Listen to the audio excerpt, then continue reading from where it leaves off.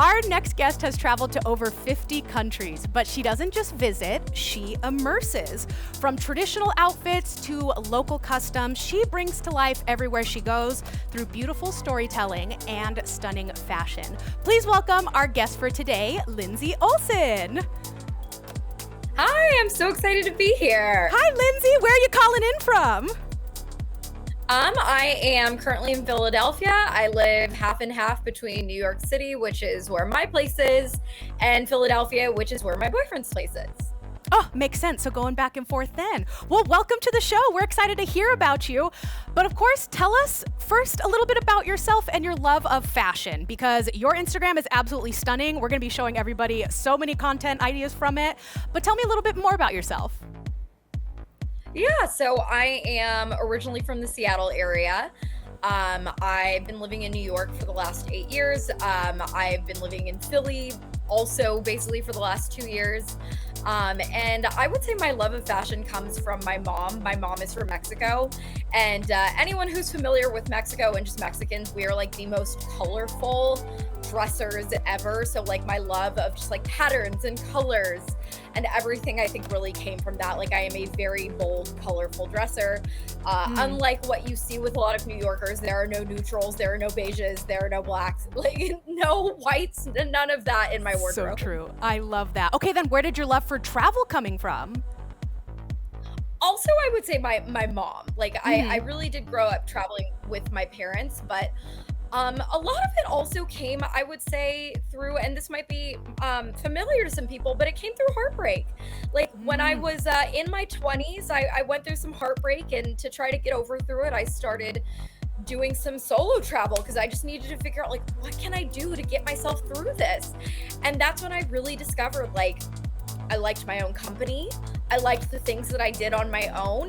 And I really found this love for travel and exploring the world. I can relate to that so much because I think the first big trip that I took was a solo trip after a breakup. So spot on that. You learn to love yourself, but then you also realize, hey, I get to choose whatever I want to do on my own trip. This is going to be the best trip ever. So I love that. So then in regards to some of your traveling then, what I want to know is, do you have any underrated destinations that you would recommend? Because you've been over 50 countries. Are there any places that you're like, not enough people are going here and they absolutely should?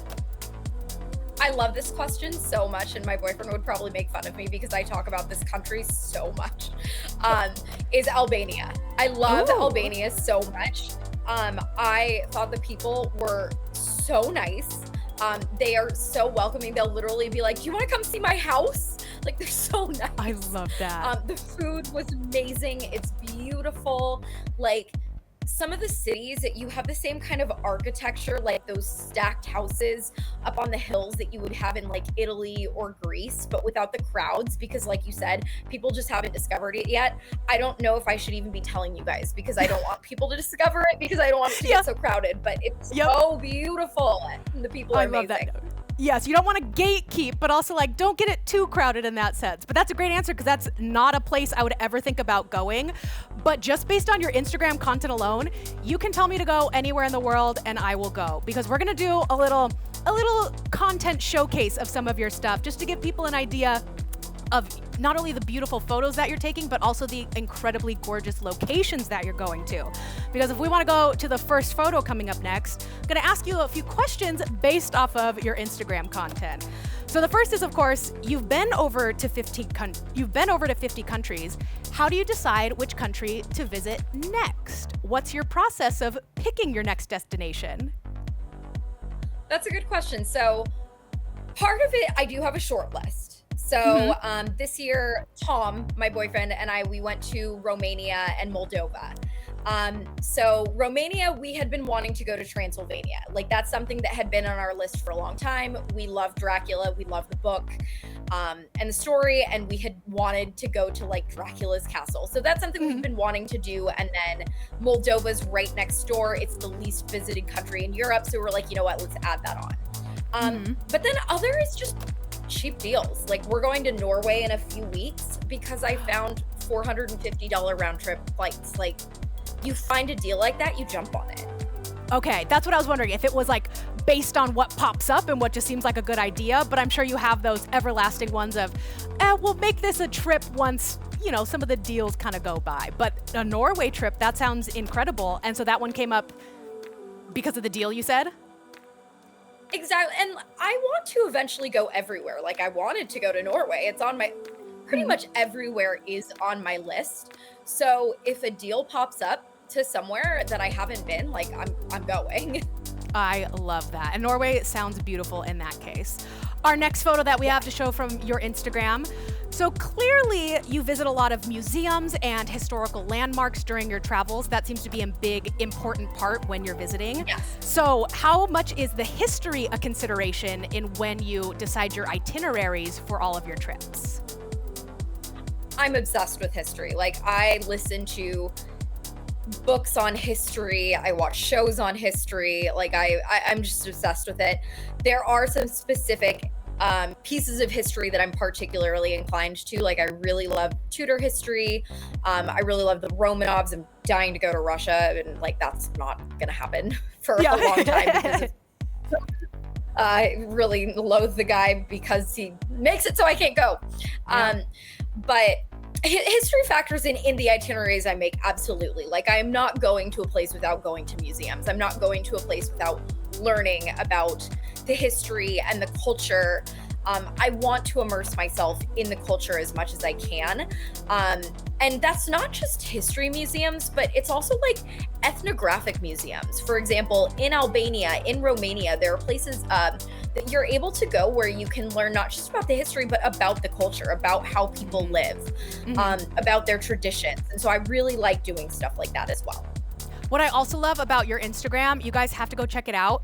Her captions are so educational and informational. She's not just going to these museums, she is passing along all of the information to you, because as I was just scrolling through your Instagram, I learned so much about Macedonia, like all these different places that history definitely has a special place in your heart, but I also love that you're sharing that as well.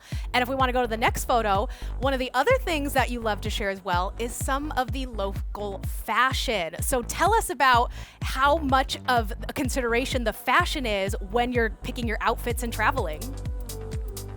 Yeah, so I try to, on most of my trips, to either rent or buy a local traditional outfit. So both of these in the photo, one of these was in North Macedonia, and the North Macedonia one, which is the photo on the left, this one I bought in an antique store. And I will say, when the locals see an American girl interested in their traditional outfits, they are so excited. Like, you can see that it brings them joy, and I think joy that someone so young is interested, because they are so excited to like put it on me and take photos of me in it, and stuff. And then when I walk around in it, because I'll usually wear it to an interesting site or something where I can get a cool photo in it, something immersed, the locals seem very excited to see me wearing it. So in North Macedonia, that was an outfit that's like 100 years old, and I felt really excited and proud to wear it. And I want it to be in a way that's very respecting and appreciative of the culture. On the right, that was the lehenga that I purchased when I was in India, which the lehenga is, I think, a traditional but modern outfit. It's something that you'll see at a lot of Indian weddings, and I think it is absolutely one of the most beautiful outfits any country has. And so I had it custom made when I was out there, and I love my lehenga so much. I wore it everywhere I could in India. I was so obsessed with it. Oh, I can imagine. We're gonna have more fashion and culture questions for you in an upcoming segment. But the last question we have during your little showcase here is, your photos are stunning, and we absolutely need to know, what is the key to getting the perfect Instagram photo? What is your secret? Lighting. Lighting is really important. So I think waiting for a cloud, if you can, is really helpful versus being like trying to wait, or trying to just do it right when there's the sun. I think the other thing is looking for spots where people aren't. So for example, there's going to be the spot where everybody wants to go take their picture, right? And you have to wait in line, and then there's a lot of people that are in the background, and then you might find a spot where nobody's going. This in front of the Taj Mahal was a spot that people just missed, because there's this like Princess Diana spot, right, where Diana took her picture, and it's on the bench, right? And everybody's in line to take a picture at the bench. This is down from that bench, just slightly below it, and nobody noticed it. Oh, see, that's smart. And so it's looking for those spots that nobody's paying attention to. And this one is amazing, obviously, because it's like that straight shot of the Taj Mahal. Sometimes at another site, maybe you don't have that straight traditional site or shot of it. You have a different angle. But I really try to focus on not having people in my photos. The other thing, going earlier in the day that you go, the less likely you're going to have people in your photos, the better lighting you're going to have as well, because like the middle of the day is when the sun is really bright and it's going to cast a lot of shadows on you. So I mean, there have been times when I have gone at 6 a.m. I remember once I went in Colombia to the middle of the like main square in Bogota in Colombia. I was the only one there. And I had a photo of myself in the Times Square equivalent in Bogota, Colombia, and I'm the only person there. Oh my gosh. Okay, so we gotta go early, we gotta get good lighting, and you may have to go for the more unconventional spot in order to not get people in there. I love that. Those are solid tips because your photos are absolutely gorgeous. But now we're gonna ask you some questions based on some social media viral videos that we've seen, because I think we can get some fun stories out of you. So the first question, if we want to show that first video. So over on TikTok, Princess Cherry shared that she loved dressing up in some of the local Egyptian fashion while visiting that country. If you could live in any country for the fashion alone, where would it be? India. Ooh, okay, why there? Oh my God, I died for the fashion in India. Like you already showed the picture of the lehenga that I bought, but India, I mean, the clothing is so beautiful. It's actually probably, oh man, now I'm thinking of another country. Shopping in Turkey was also amazing. Okay, ooh, Turkey, best shopping ever, India and Turkey. Turkey, I think, had the best shopping in terms of like stuff that I would wear on an everyday basis, versus India has the best fashion as far as like stuff I would probably just wear in India. But I mean, there was a lot of stuff that I continue to wear here. But India, it was just like, they have so many different areas of India with their own local outfits. So there was so much diversity in what you would wear in different regions of India, and all of it was so stunning and ornate. And so I just think it's so beautiful. But Turkey's a really good one too, because there's just an abundance of shopping. In Istanbul, there is this one street, and it's just store after store after store, and it was hard to control myself. Oh, I can imagine. But that is a great answer, because your photos in all of your Indian apparel were beautiful. So I love that answer. Our next video. So over on TikTok, Roya shares funny culture shock moments from her travels, like trying to order a vanilla soy latte while in France. What has been your biggest culture shock moment while you've been traveling? So I've been very lucky to have limited culture shock. I speak 3 languages. So I speak Spanish because my mom is from Mexico. I've spoken Spanish since I was a child. And I speak French, as I've been studying French since I was a child. Oh, jealous. I also studied German in college. So like, not great, but passable. So I've been like, for example, it's helpful in a lot of countries, and this extends to Africa, for example, because colonization, but they speak a lot of those European languages. Asia, fortunately, there has been enough English that like it's been okay getting by. So I will say I haven't had too many issues with languages. The only times that I would say that I can think that I really had a challenge was in the middle of Slovakia, and I rented a car. And I was trying to get to this castle, to Bonice Castle, and I realized I probably would need cash because it was in a small town, and this was before Google Translate. I'm by myself in a car in the middle of nowhere in Slovakia, trying to figure out how to ask somebody for an ATM. No one speaks English in the absolute middle of nowhere. And so I would say that was probably the most challenging. That was the first time I was ever in somewhere where there was no English, and it was a language that did not have roots in English, Spanish, French, or German. Oh, I can imagine that would be challenging, especially when you start to panic of like, oh gosh, how am I going to get money here? But you're an expert traveler. Like, none of my languages work. Yes, I was like, wait, I thought I was prepared, like all those years of schooling, but I guess not for that location. But good to know that you haven't experienced too many horror stories out there, so hopefully it encourages more people to I've travel. been very lucky. Good. Oh my God, I love that. Okay, and the last question that we have for you. So over on TikTok, Julia Gal, she's a luxury travel influencer who shares her expensive taste while on vacation, like this luxe hotel in Santorini.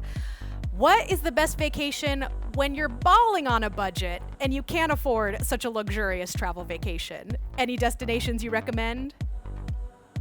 So, Southeast Asia is a really good place for that. South America is also a really good place for that. Southeast Asia, the flights not cheap, but you can live like a queen once you're there. You know, you can stay in hotels for, you know, I unfortunately don't know what the budget prices are because I'm 36 years old, so I don't stay at like the $10, $20 places anymore. Yeah, you treat yourself. But I will say but I will say when I was in Cambodia, Thailand, Vietnam last year, I spent $100 a night and we had like a private pool. Like we had the nicest places I've ever stayed at for $100 a night. In the United States, that like doesn't even get you a very good place in most cities. So like you can get really, really nice places. And I would say the same for South America. Like in Colombia, my money went very, very far. In Peru, my money went very far. So I would say South America and Southeast Asia are probably the most economic places. Albania was, as I mentioned, Albania and North Macedonia, which I did both of those countries in one trip, were also very affordable.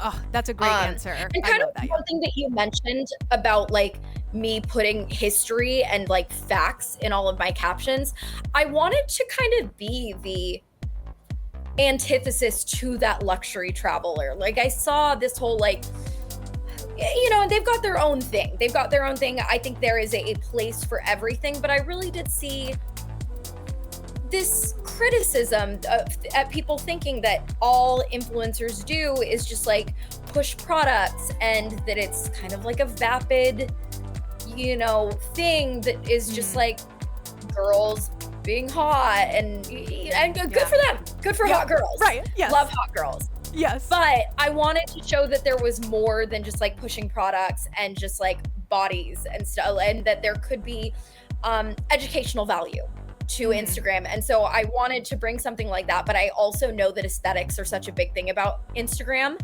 And I noticed that the better my aesthetics were, the more engagement I got and the more interest. And so I figured that if I can make my photos really pretty and if I can put fashion to it, then I can get more readership and I can get more people learning. And so that's what I really wanted to do with my page. I love that because I can so relate in the sense of, you know, you got to create the engaging content, but after a while you enjoy the creative process and you get excited about like, okay, what outfit am I going to wear? Where am I going to like have the photo? But it's to serve the purpose of what your true pillar of your content is. And that is sharing the information of the travel, the history, the culture of the places. And I think that that's such an important thing that you're doing, in addition to having beautiful pictures to look at, because we absolutely do love that.